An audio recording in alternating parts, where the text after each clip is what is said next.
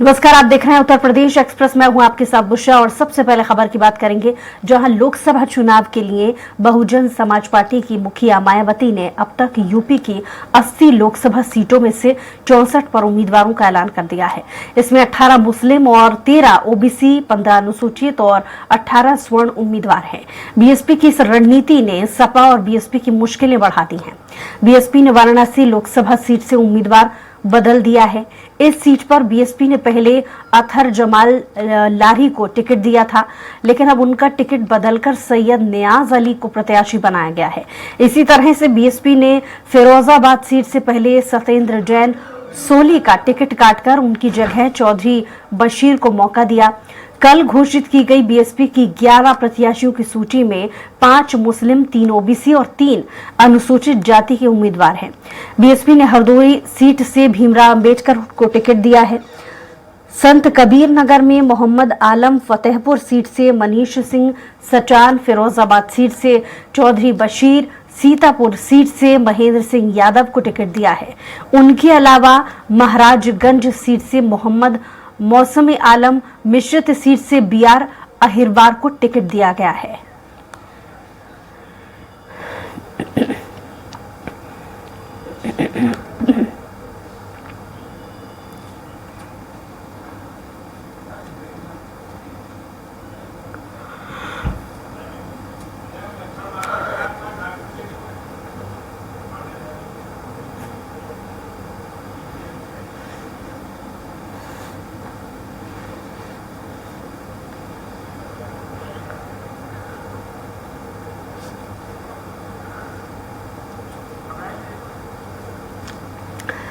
तो 80 सीटों में से 64 पर उम्मीदवार उतार चुकी है बीएसपी और 18 मुस्लिम, 13 ओबीसी और 15 अनुसूचित उम्मीदवार बीएसपी ने घोषित किए हैं। बीएसपी ने 18 स्वर्णों को भी इसमें मौका दिया है।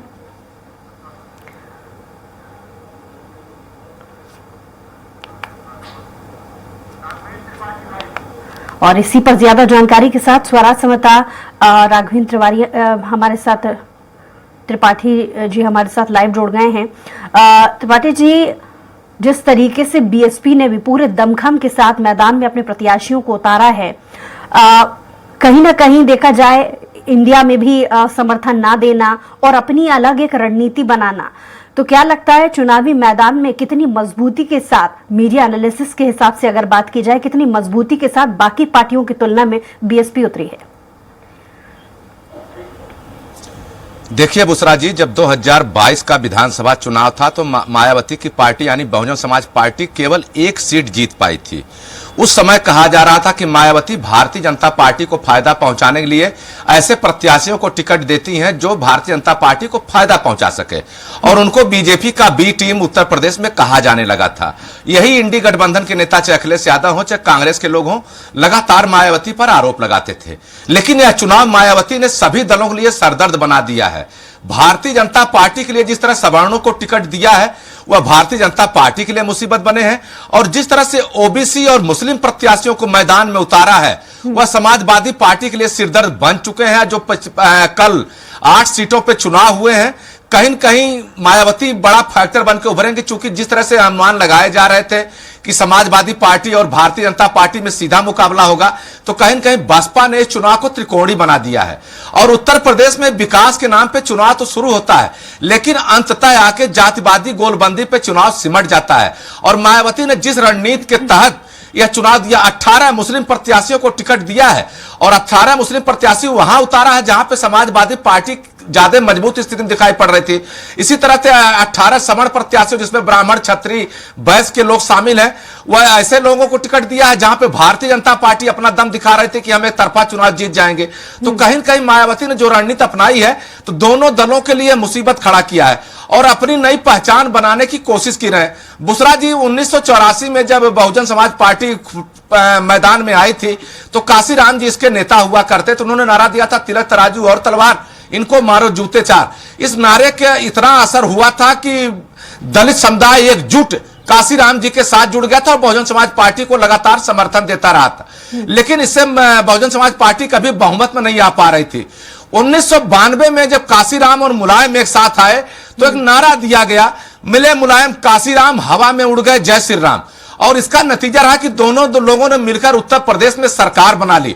हालांकि यह गठबंधन बहुत दिन तक नहीं चला, बीच में सरकार गिर गई, लेकिन मायावती ने नए फार्मूले पे काम किया और 2012 में सर्वजन हिताय सर्वजन सुखाय का नारा दिया, जिसमें क्षत्रिय, ब्राह्मण, दलित, मुस्लिम सबको जोड़ा और पूर्ण बहुमत की सरकार बनाई।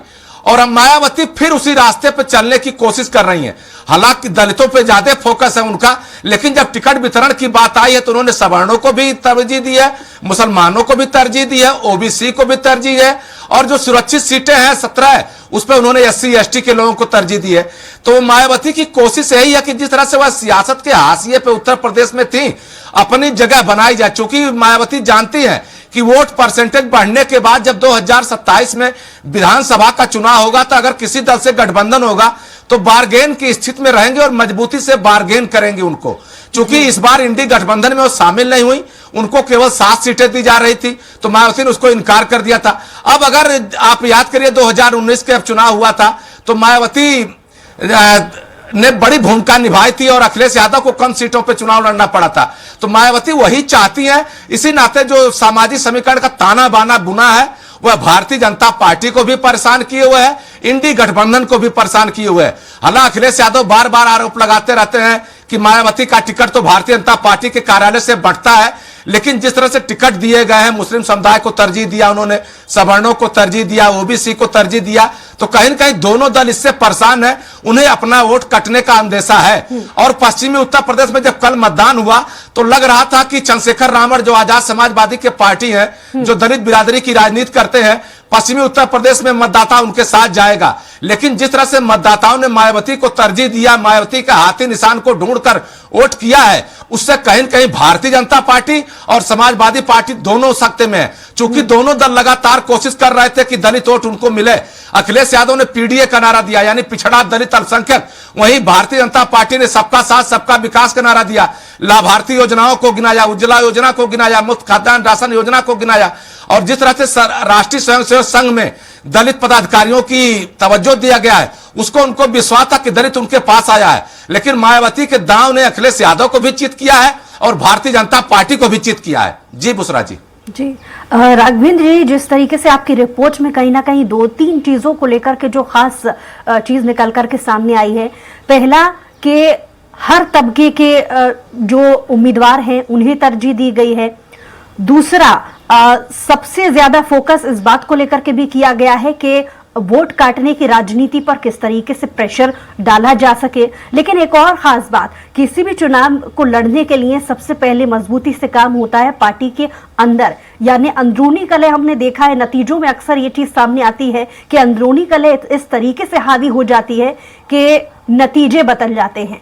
तो ऐसी परिस्थितियों से निपटने के लिए क्या ये बेस भी मजबूत कर रही है बीएसपी?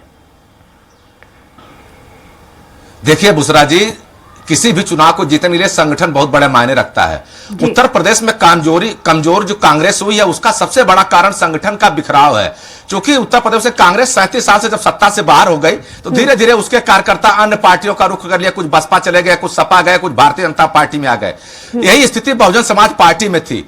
अभी पिछले चुनाव में इनके 10 सांसद चुने गए थे, जिसमें से 5 ने पार्टी बदल लिया, लेकिन मायावती ने हिम्मत नहीं हारा। जो इनका कोऑर्डिनेटर विंग होता है, जो इनके कार्यकर्ता होते हैं, वह बड़ी मजबूती से अपने दलित समुदाय के बीच लगातार जाते रहते हैं। और जिस तरह से आकाश आनंद जो इनके भतीजे हैं मायावती जी के, उनको उन्होंने नेशनल कोऑर्डिनेटर बनाया है। युवा चेहरे हैं, वह नए दलित युवाओं को अपने साथ जोड़ रहे हैं और संगठन में लगातार काम कर रहे हैं। बहुजन समाज पार्टी संगठन में भी मजबूती से काम कर रही है और पिछले 5-6 महीने से लगातार संगठन के कार्यकर्ताओं की बैठक करना, उनको नया संदेश देना। और जब मायावती का जन्मदिन होता है तो उसको मायावती एक किताब भी रिलीज करती है, मायावती का सफरनामा, जो संघर्ष का सफरनामा है, तो वह भी कहीं न कहीं काम करता है। और संगठन के बल पे ही भारतीय जनता पार्टी जो आज मजबूत दिखाई देती है किसी भी स्टेट में, चाहे उत्तर प्रदेश हो, बिहार हो, झारखंड हो, मध्य प्रदेश हो, तो वहां सबसे बड़ा काम कार्यकर्ता निभाता है। चूंकि बूथ स्तर तक भारतीय जनता पार्टी पन्ना प्रमुख से लेकर बूथ प्रमुख, वार्ड प्रमुख, मंडल प्रमुख, ऐसे तमाम सीरीज बनी हुई है। और समाजवादी पार्टी भी कार्यकर्ताओं के बूते ही इस चुनाव में खड़ी हो पाई है। अब देखना होगा कि मायावती ने जो रणनीति अपनाई है इसका कितना असर पड़ता है, क्या वोट परसेंटेज उनका बढ़ता है। चूंकि विधानसभा के चुनाव में 13% के आसपास इनको वोट मिले थे, अगर ये वह वोट प्रतिशत बढ़ता है तो तय माने कि 2027 के चुनाव में कहीं न कहीं मायावती बड़ी भूमिका में नजर आएंगी। सभी दल उनसे गठबंधन करने को आतुर दिखेंगे, चूंकि अब बिना गठबंधन के उत्तर प्रदेश में चुनाव लड़ पाना सपा बसपा कांग्रेस के लिए संभव होता दिख नहीं रहा है। अगर अकेले लोग चुनाव लड़ते हैं तो भारतीय जनता पार्टी में मोदी और योगी का सामना करने में इनमें कुवत नहीं दिखाई देती है। हालांकि सरकार की कमियों को लेकर अखिलेश यादव मैदान में है और मोदी और योगी की उपलब्धियों को लेकर भारतीय जनता पार्टी मैदान में है, लेकिन बहुजन समाज पार्टी अपने कामों को, जिस तरह से दलित समुदाय के लिए उन्होंने काम किया था, उन कामों को लेकर जनता के बीच में है। जिस तरह से मायावती जब 2012 में सत्ता में आई थी तो 5 साल पुराने मुकदमे, जो SC ST के 5 साल पुरानी घटनाएं थी, उनके मुकदमे दर्ज कराए गए थे और पैरवी कार्रवाई करके लोगों को सजा दिलाई गई थी। तो दलितों को एक भरोसा है मायावती के ऊपर कि अगर मायावती सत्ता में आती है तो दलितों के लिए काम करती हैं। अब देखना होगा कि उस भरोसे को और कितना मजबूती प्रदान कर पाती है, ये तो वक्त बताएगा। लेकिन इतना जरूर है, जिस तरह से मायावती रैली कर रही है और दलित समुदाय को एकजुट करने की कोशिश कर रही है, सर्वजन समुदाय यानी ठाकुर ब्राह्मण बनिया वैश्य सबको साथ लेकर चलने की कोशिश कर रही है। और संघों में जो एक दुराव हुआ था, जो समाजवादी पार्टी के साथ चला गया था, उसको वापस लाने के लिए जिस तरह से प्रत्याशियों को टिकट दे रही हैं, अब इसका कितना परिणाम सामने आएगा तो वक्त बताएगा। लेकिन इतना जरूर है, मायावती की इस रणनीति से समाजवादी पार्टी और भारतीय जनता पार्टी दोनों की तकलीफें बढ़ गई हैं। दोनों पार्टियों को अपने रणनीति पर नए सिरे से विचार करना पड़ रहा है। जी चलिए, बहुत शुक्रिया तमाम जानकारी के लिए राघवेंद्र जी।